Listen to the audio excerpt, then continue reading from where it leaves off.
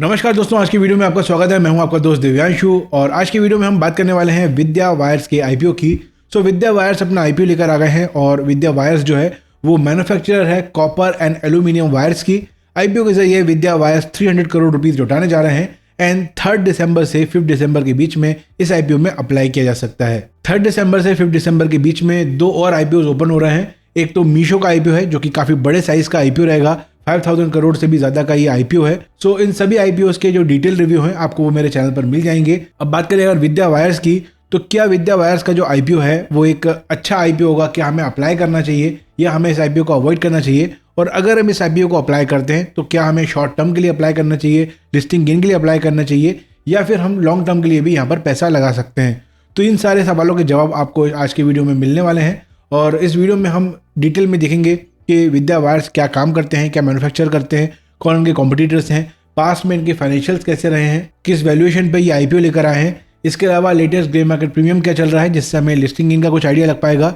And में मैं positive और नेगेटिव आपके साथ शेयर करूंगा एंड फाइनली अपना ओपिनियन आपके साथ शेयर करूंगा कि क्या इस आईपीओ में मैं अप्लाई करने वाला हूं या अवॉइड करने वाला हूं। तो वीडियो को एंड तक बिना स्किप किए जरूर देखिएगा और वीडियो स्टार्ट करने से पहले एक छोटी सी रिक्वेस्ट है कि वीडियो को अभी से लाइक कर दीजिए। अगर आप मेरे चैनल पर पहली बार आए हैं या अभी तक आपने मेरे चैनल को सब्सक्राइब नहीं किया है तो चैनल को सब्सक्राइब कर लीजिए। एंड अगर आपको ऐसे आईपीओ अपडेट्स पसंद हैं तो बेल आइकन जरूर प्रेस कीजिए ताकि आने वाले आईपीओ की जो अपडेट्स हैं वो आपसे मिस ना हो। तो चलिए बिना देर किए आज का वीडियो स्टार्ट करते हैं। तो सबसे पहले अगर हम विद्या वायर्स के आईपीओ के डेट्स एंड डिटेल्स को चेक करें 3 दिसंबर से लेकर 5 दिसंबर तक इस आईपीओ में अप्लाई किया जा सकता है। 10 दिसंबर यहाँ पर टेंटेटिव लिस्टिंग डेट है। इशू प्राइस जो है वो 300.01 करोड़ का है। फ्रेश इशू इसमें से 274 करोड़ का है एंड 26.01 करोड़ यहाँ पर ऑफर फॉर सेल है। प्राइस बैंड है 48 to 52 रुपीज पर शेयर का एंड 288 शेयर्स का यहाँ पर एक लॉट है। रिटेल इन्वेस्टर्स के लिए यहाँ पर 35% का कोटा है, QIB के लिए 50 एंड HNI के लिए 15% का कोटा है। अगर आप रिटेल कोटा में अप्लाई कर रहे हैं तो मिनिमम 1 लॉट के लिए आपको अप्लाई करना होगा जिसकी प्राइस है 14,976 रुपीज एंड मैक्सिमम आप 13 लॉट्स के लिए यहाँ पर अप्लाई कर पाएंगे जिसकी प्राइस होगी 1,94,688 रुपीज। अब आइए विद्या वायर्स के बारे में जान लेते हैं। 1981 में ये कंपनी इनकॉर्पोरेट हुई थी और ये स्पेशलाइज करते हैं कॉपर एंड एल्यूमिनियम वायर्स में। High precision and high reliability industries को ये सर्व करते हैं। एंड अगर हम बिजनेस ऑपरेशंस को देखें, ये wide range of winding and conductivity products को बनाते हैं for electrical energy and mobility applications. इनके पास 8000 से भी ज़्यादा SKUs हैं। एंड मैन्युफैक्चरिंग फुटप्रिंट के बारे में बात करें तो इनकी जो करंट कैपेसिटी है वो 19,680 MTPA है। अपकमिंग एक्सपेंशन जो है उसमें एडिशनल 18,000 MTPA यूनिट बन रही है नरसांडा गुजरात में एंड फ्यूचर टोटल कैपेसिटी इनकी हो जाएगी 37,680 MTPA। ये जो एक्सपेंशन है ये लार्ज स्केल कस्टमर्स को यहाँ पर सर्व करने में इनको हेल्प करेगा। जो पावर सिस्टम्स हैं, इलेक्ट्रिक मोबिलिटी है, रिन्यूएबल एनर्जी है और रेलवेज है। इसके अलावा इनके जो प्रोडक्ट्स हैं वो energy generation, power transmission, energy equipment, transformers, electric mobility EVs में और railway, clean energy system, industrial motor and OEMs, इन सब इंडस्ट्रीज में इनके प्रोडक्ट यूज होते हैं। कंपनी जो है वो high conductivity, thermal efficiency and durability के साथ अपने वायर्स को ऑफर करता है और हाई परफॉर्मेंस केसेस में इनके प्रोडक्ट यूज होते हैं। अब अगर फाइनेंशियल इन्फॉर्मेशन को देखें तो स्ट्रॉन्ग रेवेन्यू ग्रोथ हमें देखने को मिली है लास्ट 3 कंसेक्यूटिव ईयर्स में। अगर प्रॉफिट आफ्टर टैक्स को देखें तो नियरली डबल हुआ है 2 साल में। यहाँ पर क्लियर मार्जिन इंप्रूवमेंट है, हेल्दी EBITDA एक्सपेंशन हुआ है, ऑपरेशनल लेवरेज है, नेटवर्थ में ग्रोथ हुई है, स्ट्रॉन्ग रिजर्व्स हैं, हाई डिमांड सेक्टर है, विजिबिलिटी इनकी ज्यादा है क्योंकि कई सेक्टर्स में इनका प्रोडक्ट जो है वो यूज होते हैं। अब यहाँ पर नेगेटिव क्या है? नेगेटिव ये है कि जो इनका डेट है वो बढ़ रहा है कंसिस्टेंटली, क्योंकि केपेक्स लगातार बढ़ रहा है तो इनका डेट भी लगातार बढ़ रहा है, तो यहाँ पर मॉडरेट लेवरेज रिस्क है। इसके अलावा कमोडिटी प्राइस मूवमेंट पर इनका जो बिजनेस है वो डिपेंड करता है, कॉपर एंड एल्यूमिनियम का। और इसके अलावा हैवी कॉम्पिटिशन है वायर एंड कंडक्टर स्पेस में। अब अगर इनके वैल्यूएशन को देखें तो P जो है वो 22.94 है एंड रिटर्न ऑन इक्विटी 24.57% है, रिटर्न ऑन कैपिटल एम्प्लॉयड 19.72% है एंड रिटर्न ऑन नेटवर्थ जो है 24.57% है। रिटर्न रेशियोज काफ़ी सॉलिड हैं। डेट टू इक्विटी 0.88 है, थोड़ी सी ज़्यादा है डेट लेकिन डेंजर जोन पे नहीं है। इसके अलावा पैट मार्जिन 2.74% है। यहाँ पर अगर प्रॉफिट मार्जिन को देखेंगे तो लो मार्जिन पर ये कंपनी ऑपरेट करती है। EBITDA मार्जिन भी 4.32% है और price to book value 6.62 times है। अगर हम P को देखते हैं, इसके प्राइस टू बुक वैल्यू देखते हैं तो बहुत ओवर वैल्यूड कंपनी नहीं लगती है, रीजनेबल प्राइसिंग यहाँ पर दिखती है। इनके कंपटीशन को देखें तो precision wires India, Ram Ratan wires and अपार इंडस्ट्रीज इनकी मेजर कॉम्पिटिटर हैं एंड सभी कॉम्पिटिटर में इसका लोएस्ट P है। ये बताता है कि कंपनी रीजनेबल वैल्यू पर है। इनका प्राइस टू बुक वैल्यू भी वन ऑफ द लोएस्ट है एंड रिटर्न ऑन नेटवर्थ जो है वो वन ऑफ द हाईएस्ट है।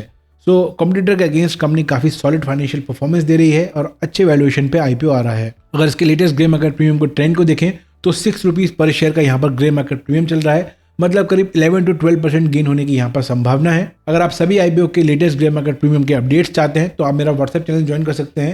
व्हाट्सएप चैनल ज्वाइन करने की लिंक आपको डिस्क्रिप्शन मिल जाएगी या फिर आप आई बटन पर क्लिक करके उसको ज्वाइन कर पाएंगे। अब बात करें अगर इसके पॉजिटिव और नेगेटिव की, अगर इसके स्ट्रेंथ या पॉजिटिव की बात करें तो 40+ ईयर का यहाँ पर ट्रैक रिकॉर्ड है, डाइवर्स SKUs हैं इनके एल्यूमिनियम एंड कॉपर में और वेरियस इंडस्ट्रीज को ये केटर करते हैं, पावर, इंडस्ट्रियल, EV, इसके अलावा renewable sector, railways, so strong sectors में ये केटर करते हैं। इसके अलावा फाइनेंशियल काफ़ी सॉलिड नज़र आते हैं, रेवेन्यू में लगातार ग्रोथ है, प्रॉफिट में लगातार ग्रोथ है और एंड अगर आप कैपेसिटी एक्सपेंशन देखते हैं तो उस पर भी कंपनी लगातार काम कर रही है एंड फ्यूचर कैपेसिटी एक्सपेंशन काफ़ी मैसिव होने वाला है।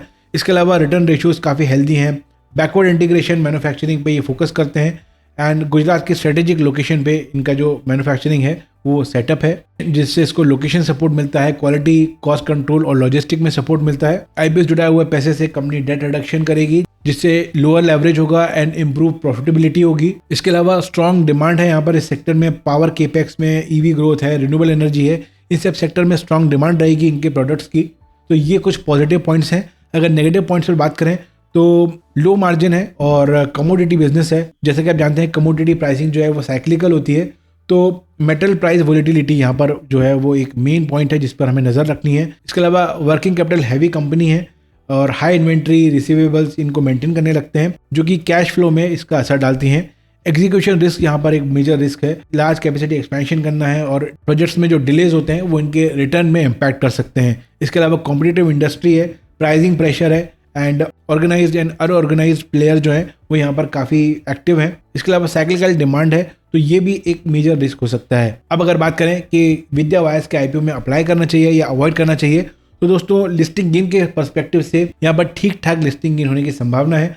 बहुत हाई लिस्टिंग गेन हो जाएगा इसकी संभावना भी कम है और बहुत लो होगा इसकी संभावना भी कम है, क्योंकि बहुत बड़े साइज का आईपीओ नहीं है तो डिमांड यहाँ पर जरूर हाई रहेगी, तो यहाँ पर ठीक ठाक लिस्टिंग गेन होने की संभावना दिखती है। वैल्यूएशन रीजनेबल है। इसके अलावा फाइनेंशियल परफॉर्मेंस भी सॉलिड रही है, डेट रिपेमेंट पर कंपनी फोकस कर रही है, तो ओवरऑल जो पॉजिटिव्स हैं वो नेगेटिव से ज्यादा हैं। अब बात करें लॉन्ग टर्म की, लॉन्ग टर्म के हिसाब से भी कंपनी काफी सॉलिड दिखती है, काफी पुरानी कंपनी है और वेरियस इनके प्रोडक्ट्स हैं, स्ट्रॉन्ग रिटर्न रेशियोज हैं, फाइनेंशियल्स काफी अच्छे हैं, कैपेसिटी एक्सपेंशन पे भी कंपनी काम कर रही है। इसके अलावा हाई डिमांड अभी इस समय चल रही है, सो फ्यूचर पोटेंशियल भी कंपनी का काफी सॉलिड नजर आता है, इसलिए लॉन्ग टर्म व्यू के हिसाब से भी कंपनी काफी अच्छी दिखती है। 3 से 5 साल के लिए अच्छा साइक्लिकल इंडस्ट्री प्ले यहाँ पर नजर आता है, लेकिन ये कोर कंपाउंडर नहीं हो सकती है, थीम बेस्ड यहाँ पर ये सेक्टर है और उसको इसी तरीके से ट्रीट करना चाहिए। मेरा पर्सनल व्यू ये है कि मैं यहाँ पर लिस्टिंग गेन और लॉन्ग टर्म दोनों के लिए ही अप्लाई करूंगा एंड लिस्टिंग गेन अगर यहाँ पर अच्छा मिल जाता है तो मैं यहाँ पर लेके निकल जाऊंगा एंड अगर यहाँ पर लिस्टिंग गेन ठीक ठाक रहता है तो लॉन्ग टर्म के लिए भी यहाँ पर व्यू बना के रख सकते हैं। लेकिन दोस्तों ये मेरा पर्सनल व्यू है, आप अपने डिसीजन जो है वो अपनी risk appetite and future goals को ध्यान में रख के लीजिए। ये वीडियो केवल एजुकेशनल पर्पस के लिए है। अगर आपको आज का वीडियो पसंद आता है तो वीडियो को लाइक जरूर कीजिए, चैनल पर पहली बार आए तो चैनल को सब्सक्राइब कर लीजिए, बेल आइकन प्रेस कीजिए और अगर आपके मन में कोई सवाल है तो आप कमेंट सेक्शन में पूछ सकते हैं। आज की वीडियो को यहीं तक रखते हैं, मैं मिलूंगा आपसे नेक्स्ट वीडियो में। Take care, have a great day.